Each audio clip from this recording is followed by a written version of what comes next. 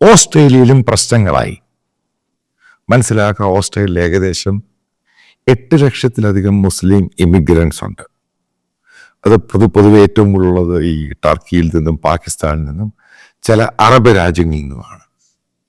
കഴിഞ്ഞ 1.5 ആഴ്ച മുമ്പ് സിഡ്നിയിൽ നടന്ന ഇഷ്യൂ ആണ് ഇത്രയും പ്രശ്നമാക്കിയത്. പിന്നീട് നിങ്ങൾ മനസ്സിലാക്കണം, ഓസ്ട്രേലിയയുടെ പല സിറ്റികളിലും തടിച്ചുകൂടിയവർ അവിടുത്തെ പത്രം റിപ്പോർട്ട് ചെയ്യുന്നത് ഏകദേശം 15 മുതൽ 16 ലക്ഷം ആൾക്കാർ ഓസ്ട്രേലിയൻസ് ഒന്നിച്ച് തടിച്ചുകൂടി അവരുടെ ഒറ്റ ഡിമാൻഡേ ഉള്ളൂ, മുസ്ലിങ്ങളെ ആ രാജ്യത്തിൽ നിന്ന് പുറത്താക്കാൻ. ഞാനിത് നേരത്തെ പല വീഡിയോയിലും പറഞ്ഞിട്ടുണ്ട്. ഗ്ലോബലായിട്ട് മുസ്ലിം കമ്മ്യൂണിറ്റിക്കെതിരെ തിരിഞ്ഞിരിക്കുകയാണ്. അപ്പം എന്താണ് ഇവിടെ ഉണ്ടായത്? സിഡ്നിയിൽ നിങ്ങൾ മനസ്സിലാക്കണം, ലോകത്തെ ആദ്യത്തെ രാജ്യമാണ് ഓസ്ട്രേലിയ. ആൻറ്റി സെമറ്റിക് അതിനെതിരെ, അതായത് അങ്ങനെ പ്രകടനം നടത്തി അതിന് പ്രശ്നം ഉണ്ടാക്കുകയാണെങ്കിൽ അവർക്കെതിരെ ഒരു ഫോഴ്സ്, ഒരു പ്രത്യേക പോലീസിനെ ഉണ്ടാക്കിയിട്ടുണ്ട് ഓസ്ട്രേലിയ.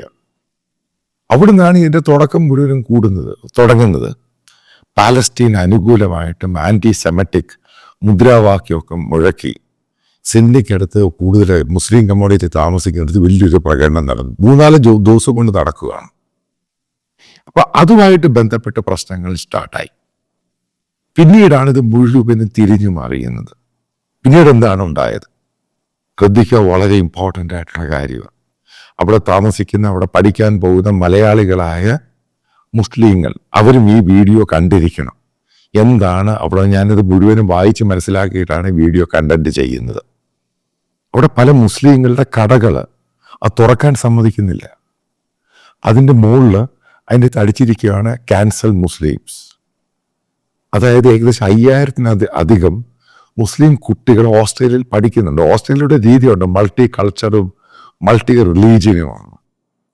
അതായത് ചിലവന്മാർക്ക് ഭ്രാന്ത് പിടിച്ചു കഴിഞ്ഞാൽ അതിന് പിന്നെ, കാരണം ലോകത്ത് മുഴുവൻ ഈ പ്രശ്നമാണ്. കാരണം ആദ്യ അവസാനം നമ്മൾ കണ്ടു എന്താണ്, AFD, അതായത് ഫാർ റൈറ്റ് വിങ്, ജർമ്മനിയിലുണ്ടായത്.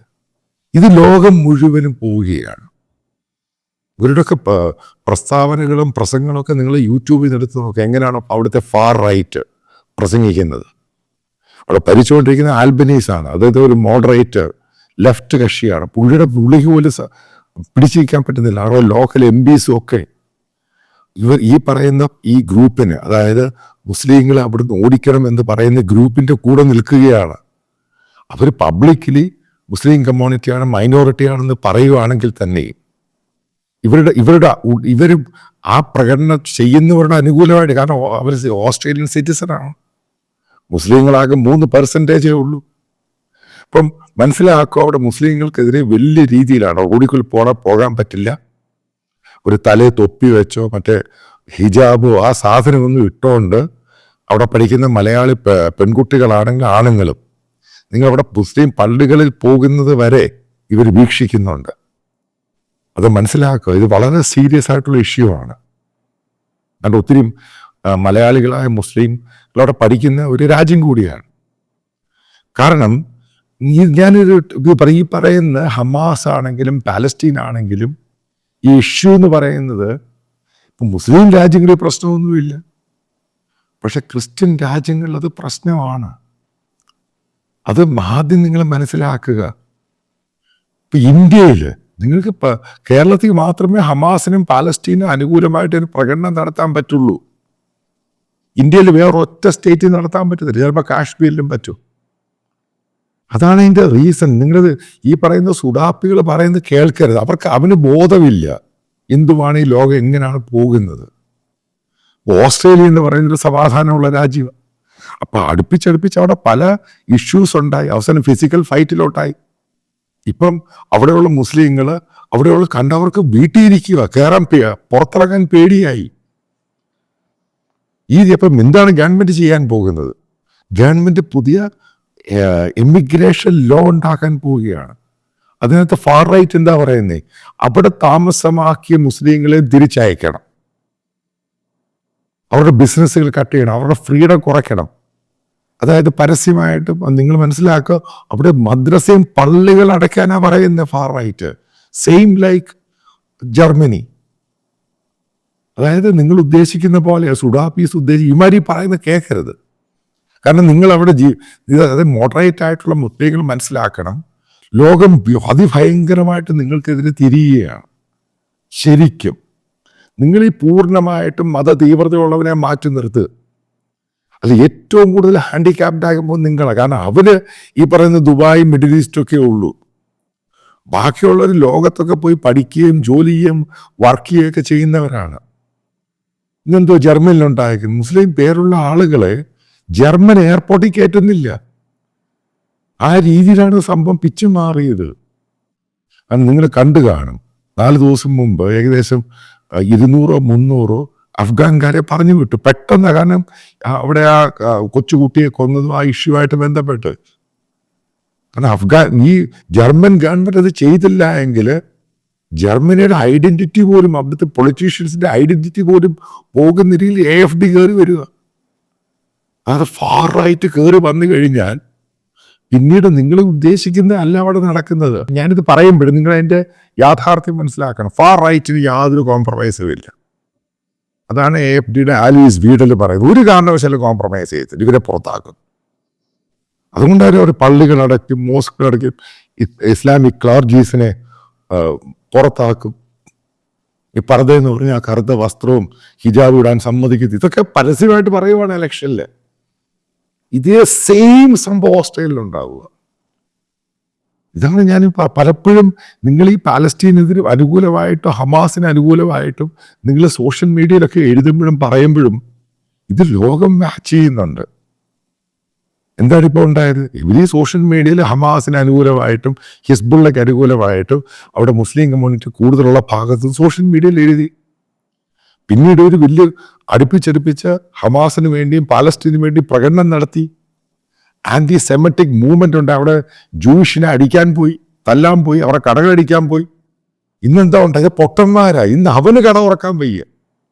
അതിൻ്റെ സ്ഥാപനങ്ങൾ അടപ്പിച്ചു പലയിടത്തും പോലീസ് കയറിയിട്ട്. പോലീസ് എന്താ ചെയ്യുന്നത്? ഇവരെ മുഴുവനും കൂട്ടത്തോടെ 100-800 പേരെ, അതായത് അവിടെ ജോലി ചെയ്യാൻ വന്നവരെ പലരും അവരെ പൊക്കിയെടുത്തിട്ട് അയക്കാൻ പോവുക, തിരിച്ചയക്കാൻ പോവുക. ഇപ്പം ഇതൊന്നും അവിടുത്തെ പത്രങ്ങളൊന്നും കാര്യമായിട്ട് റിപ്പോർട്ട് ചെയ്തില്ല. പക്ഷെ അവിടുന്ന് ചോദിച്ചറിഞ്ഞ് ജേർണലിസ്റ്റ് പറഞ്ഞ സംഭവം സത്യമാണ്. ആൽബനീസ് ഗവൺമെന്റ് പെട്ടി. കാരണം ആലോചിക്കുക, ഓസ്ട്രേലിയയുടെ വിവിധ സിറ്റികളിൽ 15-16 ലക്ഷം പേര് പ്രകടനം നടത്തുന്ന ഇവരെ പുറത്താക്കണമെന്ന് പറഞ്ഞാൽ ആ ഗവൺമെന്റിന് പിന്നെ ഒന്നും ചെയ്യാൻ പറ്റത്തില്ല. കാരണം ജനാധിപത്യ രാജ്യം, ഗവൺമെന്റ് എന്ത് ചെയ്യാൻ പറ്റും? അപ്പോൾ അതായത് ഞാനീ പറയുന്നത് ജർമ്മനി, ഇത് ലോകത്തെല്ലാ ക്രിസ്ത്യൻ ഭൂരിപക്ഷമുള്ള രാജ്യങ്ങളിൽ ഉണ്ടാകാൻ പോവുകയും. അതിൻ്റെ കാരണം ഈ ഹമാസിൻ്റെ ആ ഇഷ്യൂ ആയിട്ട് ഇവിടെ പല മുസ്ലിം ഗ്രൂപ്പുകൾ സപ്പോർട്ട് ചെയ്തു. അപ്പം എന്തിനാണ് അവർ ഞങ്ങളുടെ രാജ്യത്ത് വന്ന് ഞങ്ങളെ അലമ്പാക്കുക? എന്തിനാണ് റാഡിക്കൽ ഇസ്ലാമിൻ്റെ ആവശ്യം? രണ്ടാമത്തെ ഡിമാൻഡ് എന്തുവാ? മുഴുവൻ മുസ്ലിം പള്ളികൾ അടയ്ക്കണം അവിടെ ഓസ്ട്രേലിയയിൽ. അവിടെ മുസ്ലിം ക്ലർജീസ് പാടില്ല. കാരണം ഡിമാൻഡുകൾ വന്നുകൊണ്ടിരിക്കും. അതായത് ഞാൻ വീണ്ടും പറയുന്നു, നിങ്ങൾ ഈ കാണുന്ന ഈ കേരളത്തിൽ പറയുന്ന സുഡാപ്പീസും ഈ പറയുന്ന ആൾക്കാർ ഇവന്മാർ പറയുന്നത് വിശ്വസിക്കരുത്. അത് നിങ്ങളെയാണ് ഏറ്റവും മുമ്പ് മോഡറേറ്റായിട്ട് ചിന്തിക്കുന്ന നിങ്ങളെ ബാധിക്കുകയാണ്. നിങ്ങളുടെ ലൈഫിനെ, നിങ്ങളുടെ ലൈഫ് സ്റ്റൈലിനെയും, നിങ്ങളുടെ എഡ്യൂക്കേഷൻ, നിങ്ങളുടെ പ്രൊഫഷനെ, നിങ്ങളുടെ ട്രാവൽ ബാൻ, ആ രീതിയിലോട്ടാണ് കാര്യങ്ങൾ പോകുന്നത്.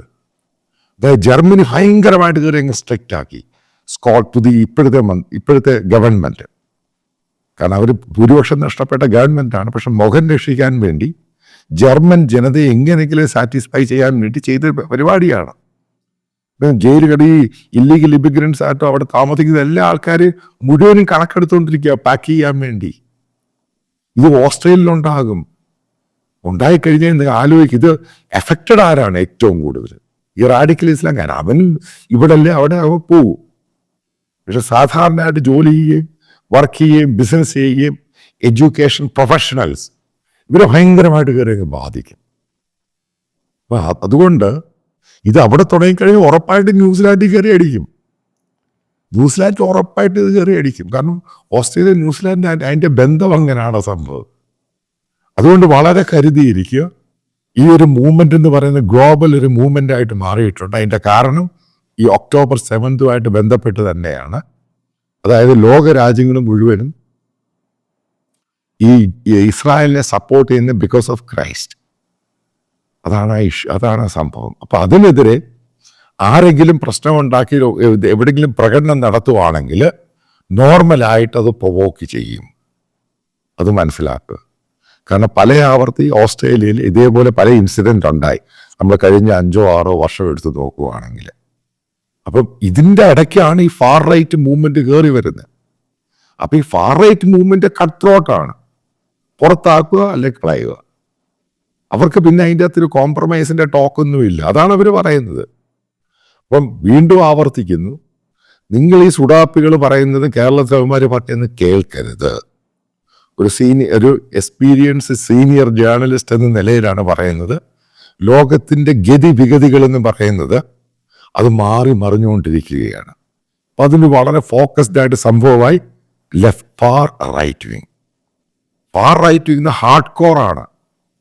അത് ഒരു പ്രോപ്പറായിട്ട് ആൻറ്റി മുസ്ലിമാണ്. അതങ്ങനെ ഉണ്ടായി വന്നു. അത് ഈ പറയുന്ന പല കാരണം 9/11 ശേഷം ഗ്ലോബലായിട്ടുണ്ടായ മാറ്റമാണ്. ഒരു കാരണവശാലും നിങ്ങൾ ഈ വസ്ത്രത്തിൽ തന്നെ ഇട്ട് കഴിഞ്ഞാൽ അവിടെ പ്രശ്നമുണ്ടാകും. അതായത് നോർമൽ വസ്ത്രം ഇടുക. അല്ലാതെ ഇപ്പം തൽക്കാലം അതിനെപ്പറ്റി മറ്റൊന്നും ആലോചിക്കേണ്ട ആവശ്യമില്ല. നിങ്ങൾ ഈ ഹൈലി ക്ലെയിംഡ് സാധനമില്ലേ, വസ്ത്രങ്ങളിൽ കൂടെയും പ്രവൃത്തിയിൽ കൂടെയും ഞാൻ ഇന്ന മതമാണ്, ആ സാധനമൊക്കെ മാറ്റി വെക്കുക. അത് നിങ്ങളുടെ ലൈഫിനെ, നിങ്ങളുടെ ഭാവിയിലുള്ള നിങ്ങളുടെ ഫ്യൂച്ചറിനെ, നിങ്ങളുടെ പേരൻസിനെ ഇവരെയൊക്കെ ബാധിക്കാൻ സാധ്യതയുണ്ട്. Be careful.